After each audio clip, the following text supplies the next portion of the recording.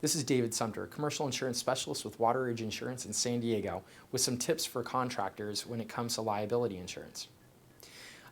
Whenever you enter into a contract with a general contractor or developer, you're probably going to be required to evidence your insurance. It's one of the first things they'll ask for, and you're probably not getting paid until you give it to them. So here's some of the things you're going to need to be looking for. Number one, probably general liability. That's the most important coverage that most contractors are required to carry. Then you need to look at your workers' compensation insurance and commercial auto insurance. You may need to have a bond. You may need to have a builder's risk policy. It all depends on the contract, but check with your agent. They can look through the contract and let you know what's most crucial. Now, how does it work? When you get a liability policy and you evidence that coverage to a general contractor or a developer or whoever you're working with, you are typically going to provide a certificate of insurance. That certificate of insurance lists off everything that you have when it comes to coverage. So the effective dates, coverage limits, and policy term with the insurance carrier that you're working with. You provide that certificate of insurance to your general contractor or your developer, or whatever entity that you're working with.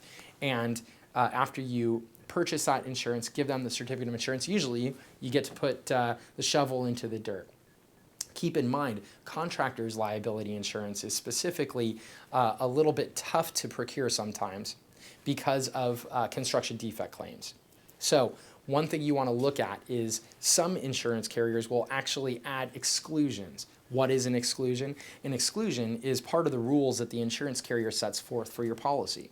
So if there's an exclusion for what you're doing, you have no coverage. So make sure you look at that insurance policy form with your broker and navigate the form to make sure that what you're doing isn't excluded.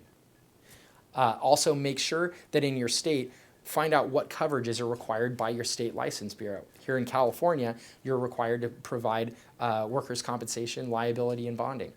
So make sure, again, to rely upon your broker to get every coverage in place before you start signing that contract and put the shovel in the dirt. I'm David Sumpter, commercial insurance specialist with Wateridge Insurance, and that's what you need to know as a contractor when it comes to insurance.